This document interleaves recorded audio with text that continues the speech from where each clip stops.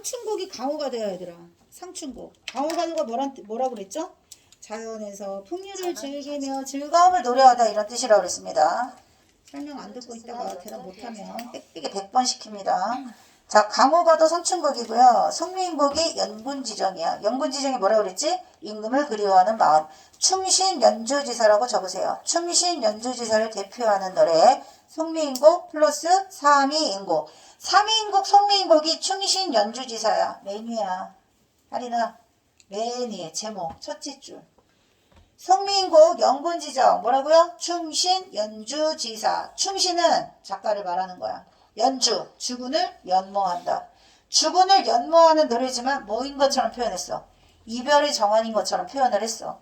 그래서 규현가하고도 시험에 나오고 기묘와 시조하고도 같이 연결돼서 시험에 나옵니다. 그 다음 우리가 고공가 있잖아요. 고공가는 현실 비판이야. 여기서 비판 대상이 누구라고 그랬죠? 현재 고공들의 태도. 현재 고공들의 태도를 비판하고 뭐하라고 했죠? 과거 고공들을 본받아라. 앞으로 새로운 인재가 나타나기를 기대한다. 자, 가사의 갈래벌 특징. 내신 문제에서 3, 4, 4, 4조 사음보는 뭐의 율격이에요? 3, 4, 4, 4조 사음보는 뭐의 율격이에요? 시조의 율격입니다. 시조. 가사는 시조 다음에 나왔다고 했어. 시조는 길이가 매우 짧습니다. 시조의 율격을 그대로 이어받아. 뭐가 달라졌어? 연속체. 길이의 제한이 없어. 시조는 3장 형식으로 끝나는 정형시입니다. 최초의 정형시는 뭐였죠? 시조 이전에? 최초의 정형시. 시조가 정해져 있는, 형식이 정해져 있는 시.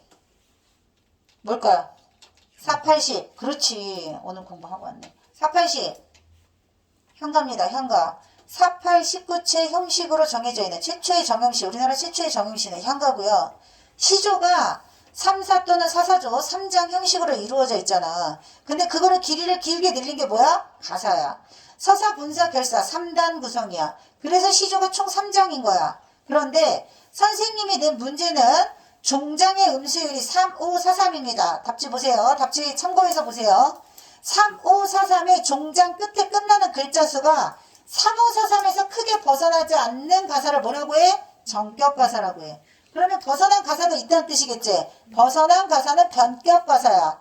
전격 가사 형태로 양반 사대부들이 주로 노래했다. 전기 가사의 특징.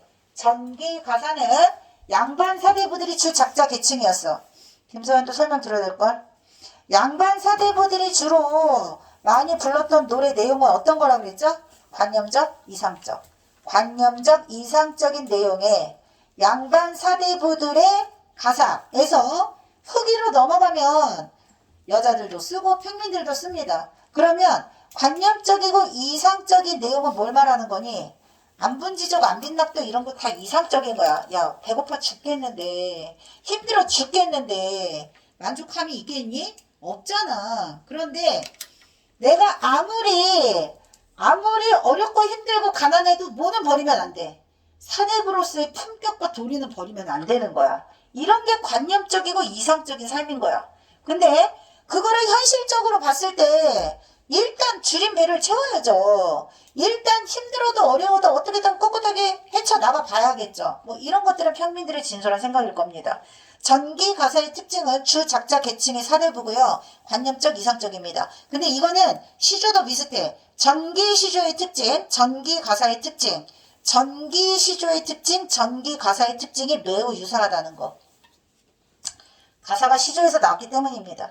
자, 그 다음 상충곡은요. 상충곡만 가지고 있는 특징을 여기다 적은 겁니다. 공간이동. 그래서 첫 번째 수간목. 수간목하고 비슷한 역할을 하고 있는 시조 배웠습니다. 수간목이 작은 소박한 집이라고 했죠? 수간목하고 같은 뜻 뭐이 더리죠? 맞아요. 초려상간이에요. 수간목 옆에 10년을 경영하여 초려상간 지어내니.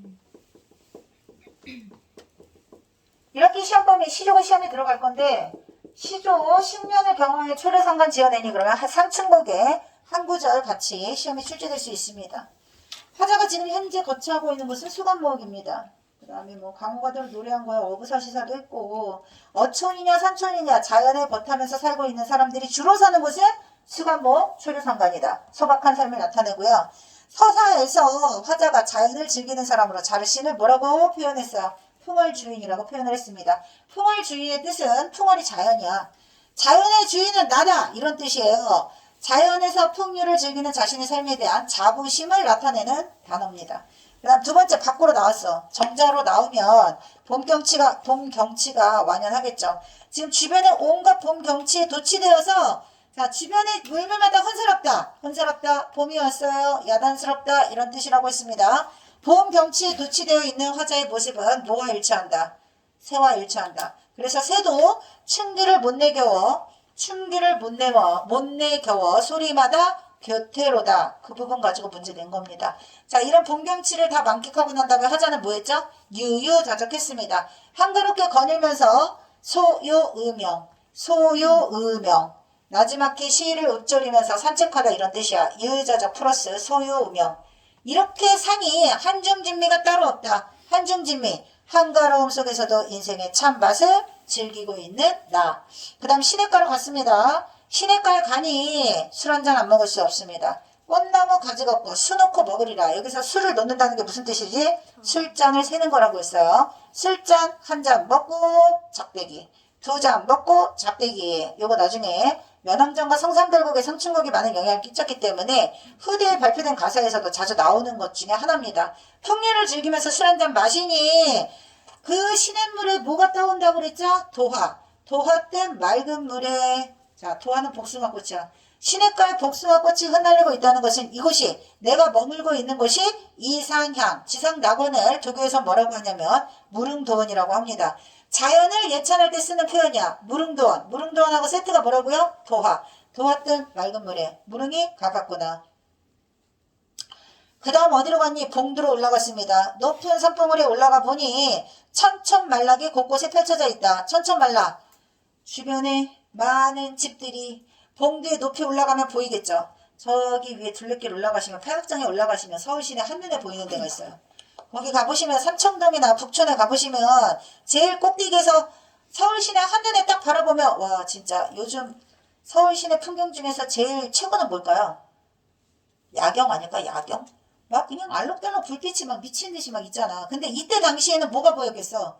마을에 막 아름다운 자연과 어우러져 있는 모습. 연하 1위는 자연이야. 천촌말락. 온갖 집들이 곳곳에 펼쳐져 있고 연하 1위는 펼쳐져 있다. 근데 연하 1위는 마치 뭐가 딱 금수를 재편한다. 연하 1위 아름다운 자연은 금실로 술을 놓은 것 같은 금수에 비유했습니다. 금수에 비유한다.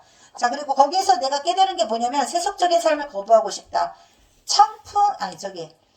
봉도에서 2번으로 가시면 연결되는 겁니다. 화자가 거부하는 세속적인 삶을 나타내는 게 공명과 북입니다.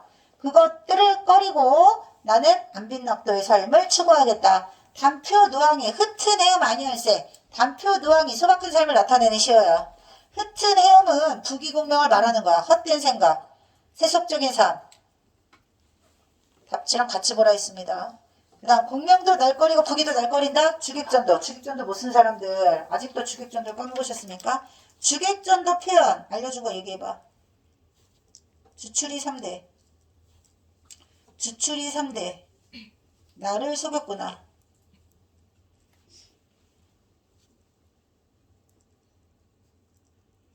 주출이 3대가 나를 속인 게 아니고 내가 주출이 3대에 속은 거야.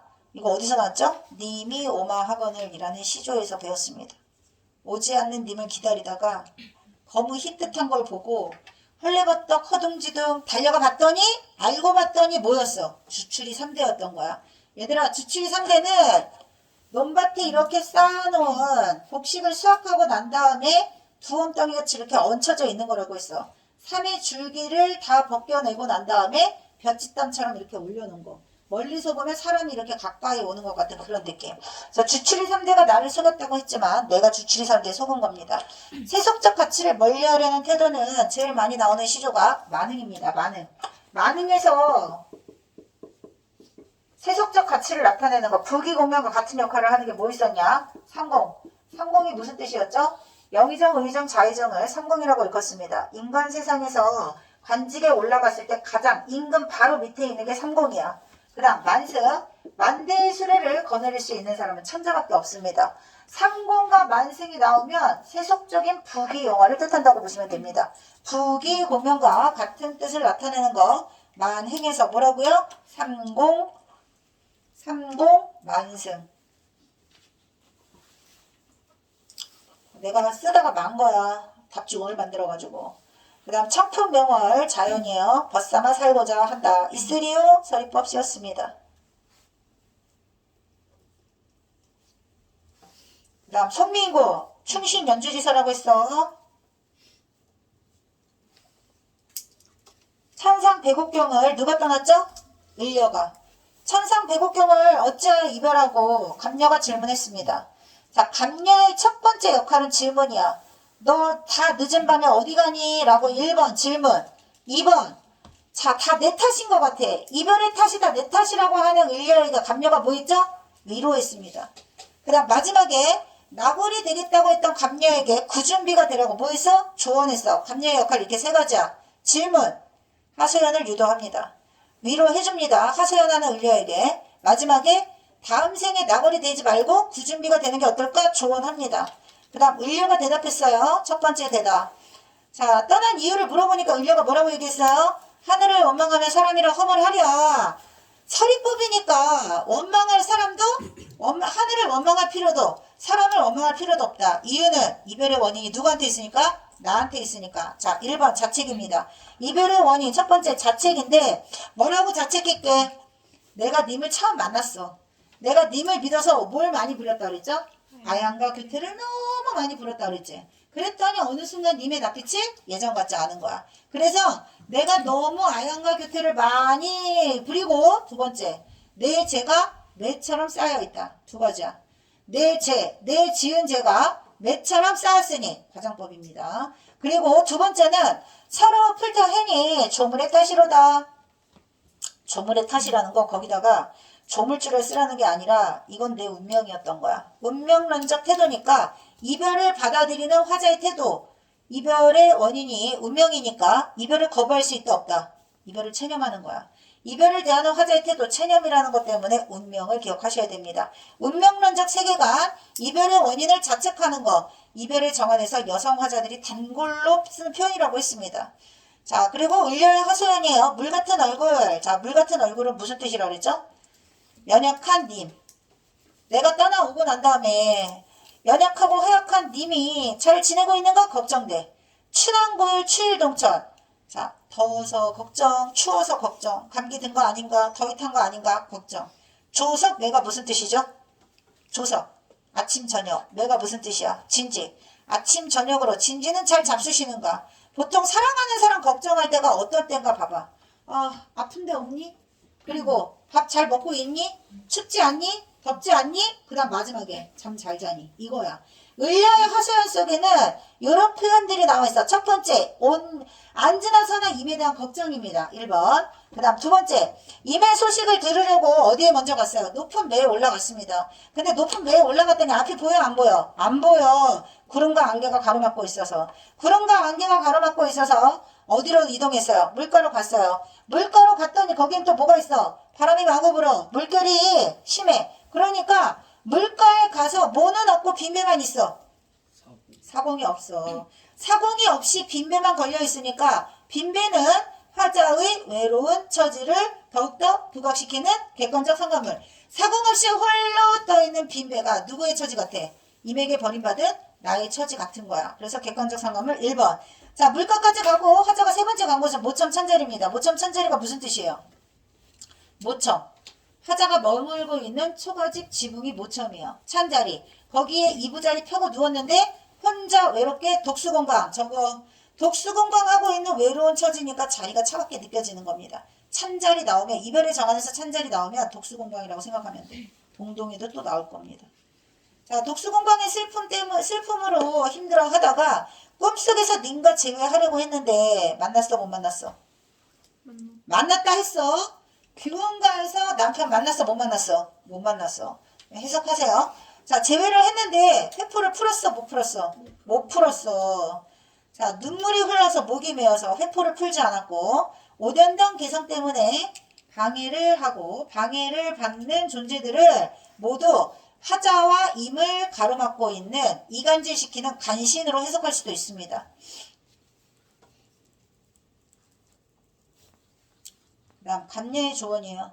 나궐보다는 구준비가 되다. 자, 나궐, 구준비 모두 화자의 분신. 화자의 분신. 죽어서도 다음 생에 임에 대한 변치 않는 마음을 뭐에다가 비유했어? 나골에, 구준비에 비유했어. 그런데 죽어서도 임을 따르고 싶은 화자의 분신을 삼위인곡에서 뭐라고 표현했어요? 범나비. 자, 화자의 분신 1번 범나비, 2번 맷버들. 맷버들 가려 꺾어 할 때 맷버들 저거 기녀시조에서 맷버들 가려 꺾어 보내노라 님의 손에 있어요. 보내노라 님의 손에. 나를 잊지 마세요 하는 뜻으로 맷버들을 꺾어서 주는 거야. 이별 상황에서. 그 다음 3번 진달래꽃. 3번 진달래꽃. 오늘은 안 주는 줄 알았더니 오늘도 조시는구만. 범나비, 맷버들, 진달래꽃 모두 역할은 뭐다? 화자의 분신이다. 자, 그 다음 현실 비판 고공과 소재의 의미. 고공은요 집에서 부리는 머슴일 수도 있고 화자가 부리는 머슴일 수도 있고 임금이 부리는 신하일 수도 있습니다. 임금이 신하에게 해주고 싶은 말일 수도 있고 집주인이 고공에게 하는 말일 수도 있습니다. 한 어버이는 집안의 조부님. 조부님은 나라로 치면 태조 이성계 나라를 이 집안을 이 나라를 건국한 태조 이성계. 화강도는 외적입니다. 우리 집 큰 집 전답 모두 조선을 의미한다. 고공들에게 우리 집 내력을 이야기해주마. 맨 처음 이 집을 지을 때 우리 할아버지가 집을 잘 짓고 열심히 부지런히 전답 다 읽어서 그때 같이 함께 집안 살림 맡아보던 고검들은 모두 근검하고 성실했어. 그리고 현재의 고공들은 이기적이고 무능하다. 뭐니? 자기의 입속만 차리는 사리사욕만 차리고 옷, 밥사발, 옷밥, 밥사발, 녹봉이라고 했습니다. 벼슬자리를 놓고 자신의 녹봉을 놓고 일은 하지 않는 무능한 행태 속에서 사리사욕만 채우고 있고 그 다음 탁상공론 실천하지 않고 별을 수확했는데 방아를 찢지 않아. 탁상공론 일삼고 외적이 쳐들어오려고 호시탐탐 노리고 있는데 아무 준비가 없어. 이런 것들이 비판 내용입니다. 그래서 고공들에게 열심히 일하자고 당부하고 지금 고공들이 충분히 그럴 만한 능력이 있다고 인정합니다. 솔선수범할 테니까 각자의 본분에 충실하자. 각자 잘하는 거 맡아서 하자. 각성하자. 사려 깊은 새 인재가 나타나기를 바란다. 자, 그래서 고공과 화답하는 시가 고공답주인가고요. 고공이 답한다. 누구에게? 주인에게. 여기서 말하는 주인을 고공답주인가에서 뭐라고 했죠? 마누라라고 했습니다. 마누라에게 늙은 신하가 한 말씀 하겠습니다. 늙은 종이 주인님도 잘못한 게 있어요. 주인님이 이 문제, 집안의 문제를 해결하려면 어떻게 해야 됩니까? 상벌을 정하세요. 엄격히 종들을 상벌을 구별해서 잘한 사람에게는 상을 주고 못한 사람에게는 벌을 주세요. 그리고 두 번째 해결책이 있는데 늙은 종의 말을 귀담아 들으세요. 늙은 종의 말을 귀담아 들으시오.